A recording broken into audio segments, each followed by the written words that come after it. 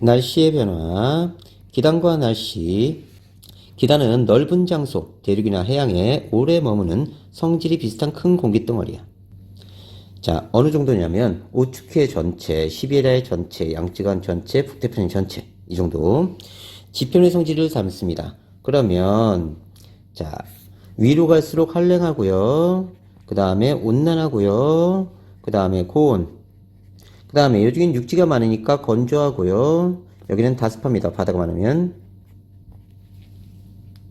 그러면 시베리아는 한랭하고 건조한 기단이야. 자, 양쯔강 기단은 온난하고 건조한 기단이야. 육지니까, 그치? 여기는 오츠케 기단은 한랭하고 다습한 기단이야. 북태평양은 고온이면서 다습한 기단이야. 이런 식으로 육지의 성질을 담는다. 기단이 세력이 강해지면 성질에 따른 아시베라가 일어나고요. 이동하면서 성질이 변합니다. 고위도에서 저위도로 내려오면 한랭한 기단이 온난한 기단이 돼요. 다음 육지에서 바다로 가면 건조한 기단이 다습한 기단이 됩니다. 바다에서 육지로 오면요. 다습한 기단이 다시 건조한 기단이 돼요. 이러면서 육지의 성질을 닮아갑니다.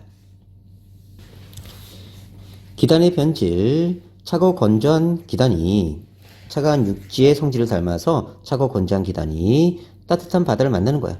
그러면 아래쪽에서 열을 공급받고 수증기를 공급받으면서 급격한 상승기류가 만들어집니다. 그러면 따뜻한 육지에 도달하면서 비나 눈이 내리게 되는 거야. 이건 언제 볼 수 있냐면 우리나라가 이렇게 있으면 시베리아 쪽에서 차가운 공기가 내려옵니다. 자, 이거예요. 차고 건조한 기단이 서해에 따뜻한 바다에 의해서 수증기가 공급받고 여기 서해에 폭설이 내리게 되는 거야.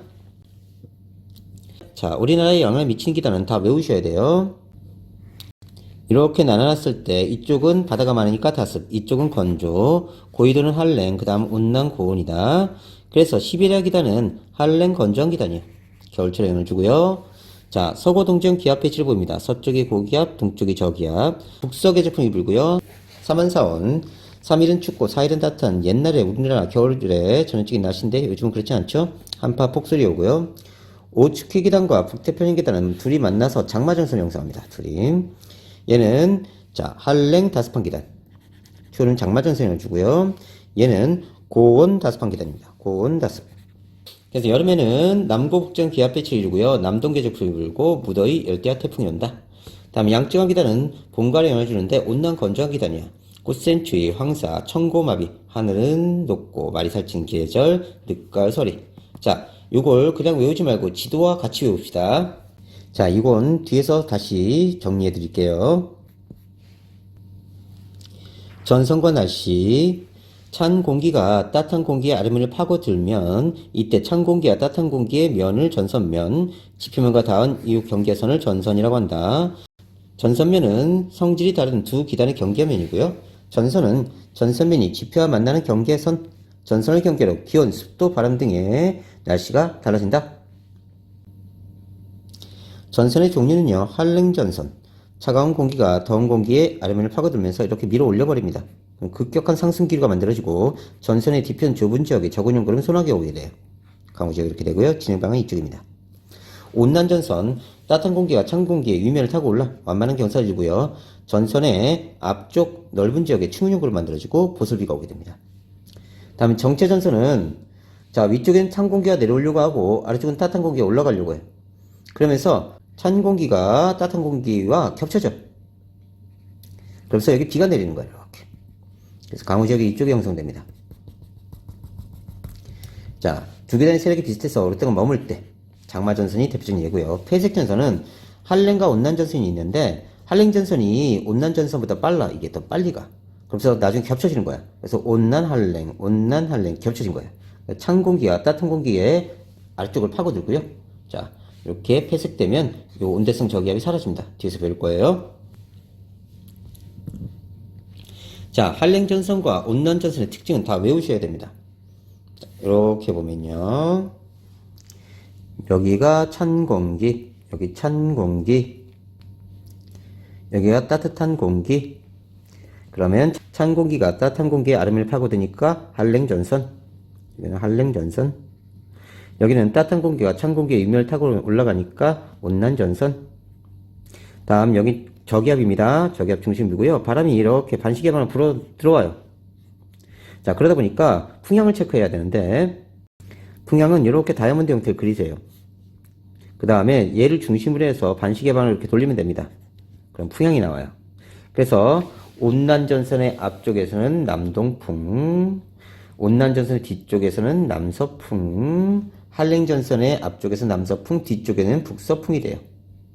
그러면 관측자가 여기 서 있었어. 얘는 지금 찬 공기 속에 들어가 있는 거야. 그래서 이쪽이 다 찬 공기입니다. 이쪽은 따뜻한 공기 속이고요. 자, 그러면 얘는 현재 찬 공기 속에 들어가 있는데, 여기 단면을 살펴보면 이렇게 되어 있는 거예요. 여기가 찬 공기, 여기가 따뜻한 공기, 따뜻한 공기가 찬 공기의 윗면을 타고 오면서 보슬비를 내게 돼요. 그러면 여기 넓은 지역에 보슬비가 옵니다. 그럼 얘는 현재 보슬비 맞았다가 얘가 지나가고 나면 이렇게 지나가죠. 그죠? 그럼 여기 들어오게 돼요. 얘 위치가. 그럼 따뜻해지고요. 풍향은 남동풍에서 남서풍으로 바뀝니다. 다음 관측자가 여기 있는데 이 부분 한랭전선이 오는 거예요. 이런 식으로. 그러면 전선의 뒤편 좁은 지역에 적은형 구름 소나기가 오게 됩니다. 그럼 여기 광우지역이 이렇게 설정돼요. 좁은 지역에 소나기. 자, 그러면 얘는 현재 남서풍 지역에 있다가 얘가 이렇게 지나가 버리면 이 뒤쪽으로 가죠. 그러면 북서풍으로 바뀌어요. 풍향이. 그 다음에 따뜻했다가 차가운 공기 속으로 들어가죠. 얘가 이렇게 지나가 버리면 차가운 공기 속으로 들어가고요. 자, 다시 정리합시다. 한랭전선, 전선의 뒤편 좁은 지역에 적은형 구름 소나기. 자, 다시 그려볼게요. 여기 저기압이고요. 한랭전선 뒤에 좁은 지역에 소나기, 온난전 앞쪽 넓은 지역에 추근형 구름 보슬비, 여기 차가운 공기, 여기 차가운 공기, 여기 따뜻한 공기. 그 다음, 자, 풍향은 다이아몬드 형태 그리라고 그랬어요. 이런 식으로 바뀝니다. 남동풍, 남서풍, 북서풍으로 바뀐다.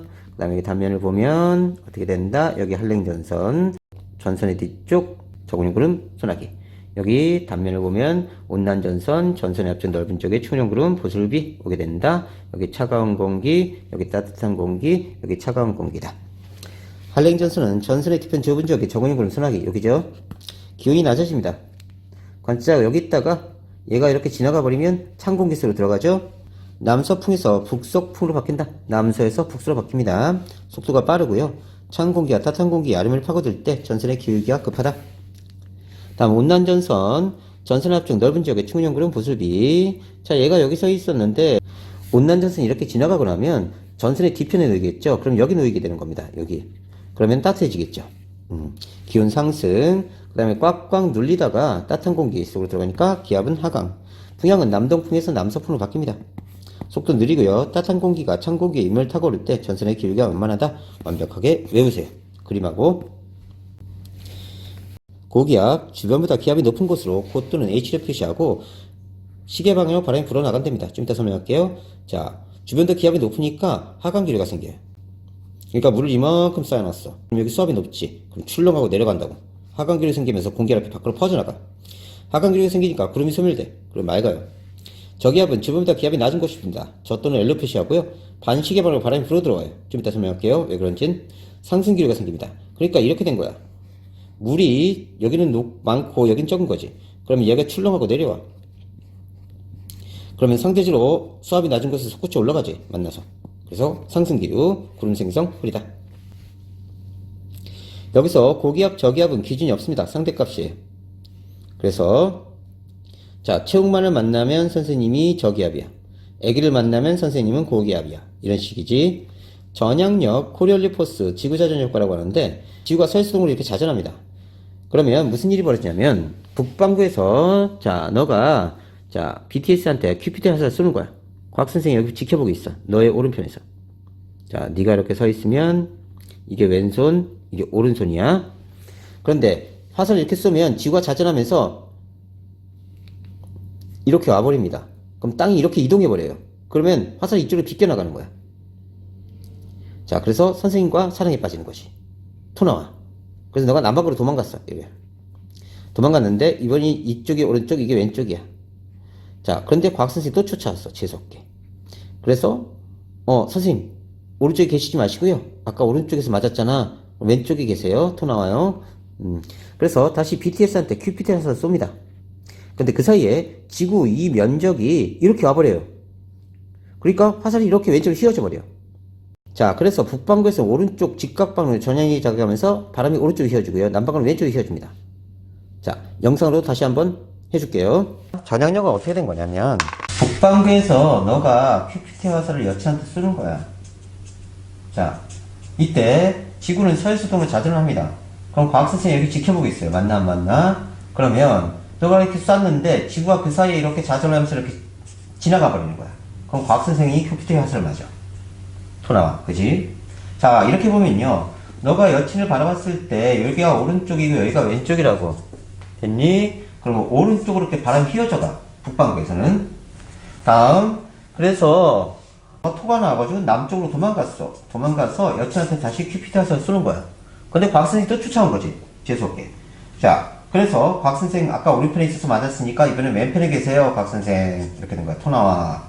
자, 그런데 지구가 서해수동으로 자전하죠. 그러면 너가 얘한테 QPT 화살을 쐈어. 그런데 이렇게 휘어져서 또 맞는 거지. 그래서 둘이 사랑에 빠지는 거야. 토 나와. 자, 그러니까 전향력이라는 건 지구가 자전하면서 북반구에서는 오른쪽으로 바람을 휘게 하고 남반구에서는 왼쪽으로 바람을 휘게 한다고. 오케이? 자, 그래서 어떻게 표시하냐면 고기압은 북반구에서 바람을 다 오른쪽으로 휘게 그려야 돼요. 이런 식으로.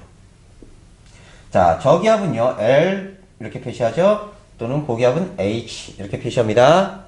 역시 저기압도 바람을 다 오른쪽으로 이렇게 표시해야 돼요. 그리고 고기압은 바람이 불어 나간다. 저기압은 바람이 불어 들어온다. 이렇게 표시하면 됩니다. 그래서 고기압은 시계 방향으로 불어 나간다.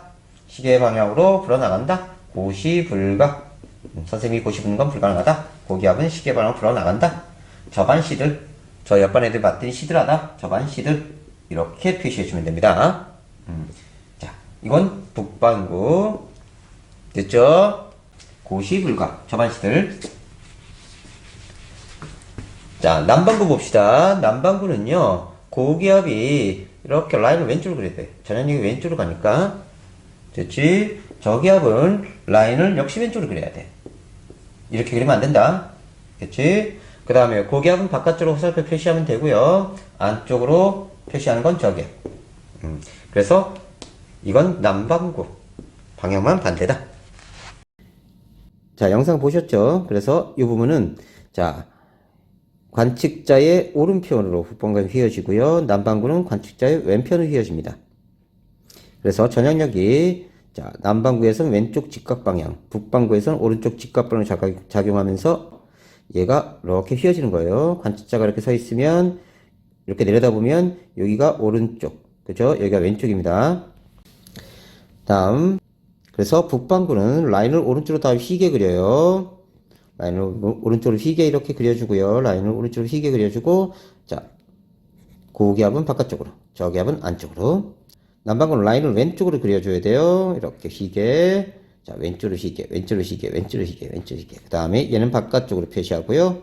그 다음에 얘는 안쪽으로. 자, 물을 이만큼 쌓아놨다고 합시다. 그리고 놓은 거예요. 그럼 출렁하고 내려오겠죠? 그래서 고기압 중심부에선 하강기류가 만들어집니다. 얘도 출렁 내려오죠. 고기압 중심부는 하강기류. 저기압 중심부에 만나서 상승기류가 만들어집니다. 그래서 고기압 쪽에서 저기압 쪽으로 바람 불어가고요. 그 다음에 저기압 중심부는 상승기류, 고기압 중심부는 하강기류다. 기억해놓으세요. 자, 등압선 그리는 방법은 참고로 좀 알아두세요. 얘는 1000헥토파스칼 기준이고요. 4헥토파스칼 간격으로 나타납니다. 하지만 고기압, 저기압은 기준 있다 없다? 예, 기준 없어. 상대값이야. 기억해놔. 자, 등압선 그릴 때 만나거나 끊어지면 안 되고요. 측정값이 없는 것은 거리에 비례해서 어림잡아 그리면 됩니다.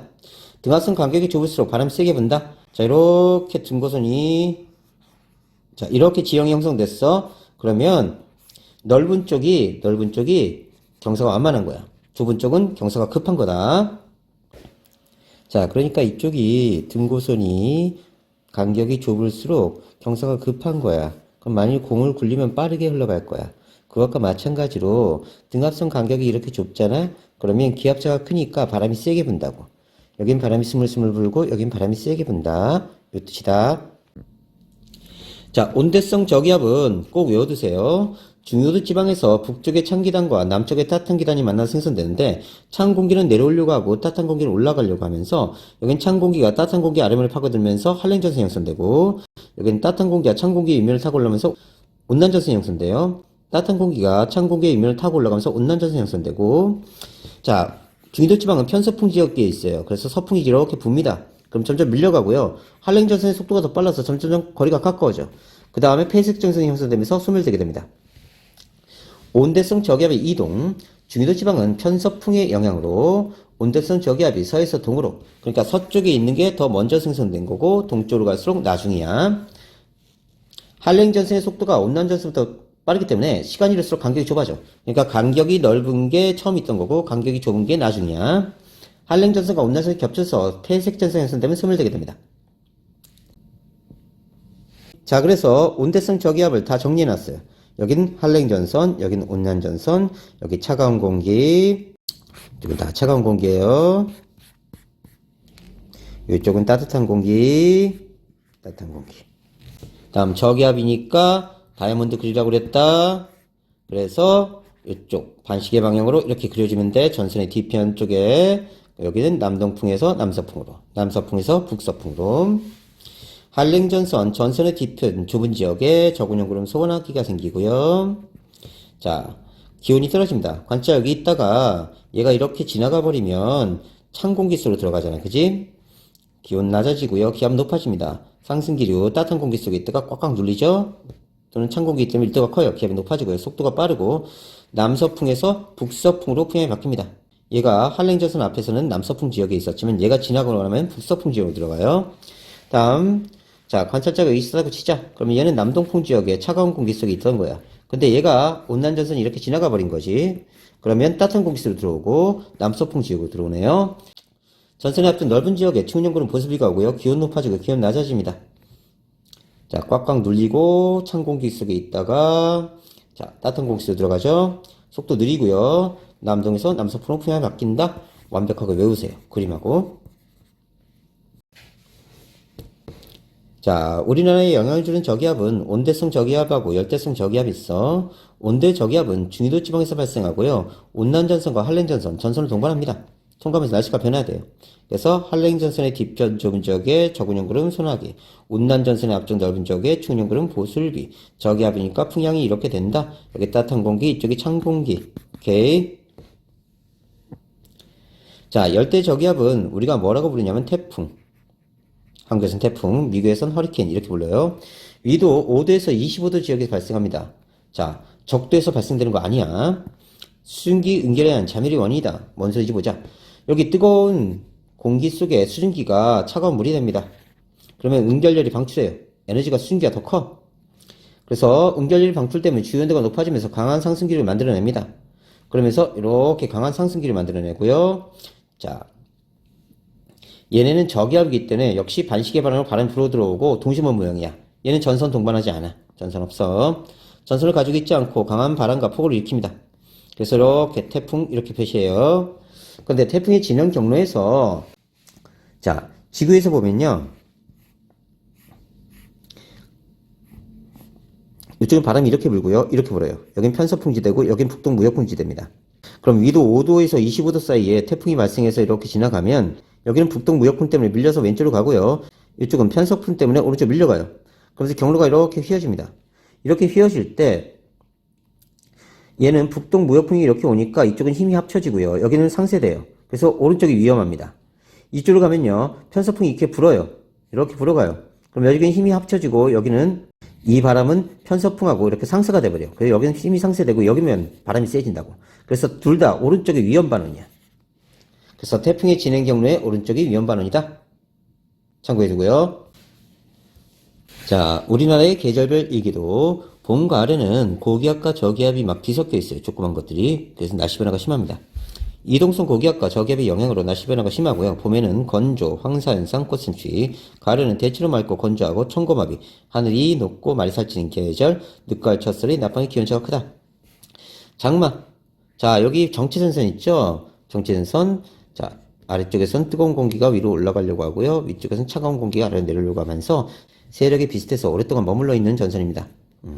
자, 오츠키 기단과 북태평양 기단이 만난 거고요. 6월 말에서 7월 말 초여름 오츠키 기단과 북태평양 기단의 세력이 비슷해서 장마 전선을 형성합니다. 다른 말로 정체 전선이라고 하고요. 흐리고 비 오는 날씨가 계속된다. 자, 이거 잘 보세요. 자, 여름에는 남쪽에 고기압이 있고 북쪽에 저기압이 있어요. 그 다음에 남동 계절풍이 불고요. 등압선 간격이 넓어서 바람이 적어. 기압 배치는 남고 북저형 기억해놓고요. 남동 계절풍이 이렇게 붑니다. 무더위, 열대야, 태풍, 초름, 장마. 자, 겨울에는 등압선 간격이 좁고요. 서쪽에 고기압, 동쪽에 저기압이 있어요. 서고 동저형 기압 배치를 보이고요. 바람이 이렇게 불어옵니다. 북서 계절풍이. 기압 배치는 서고 동저형, 북서 계절풍 한파 폭설이 온다.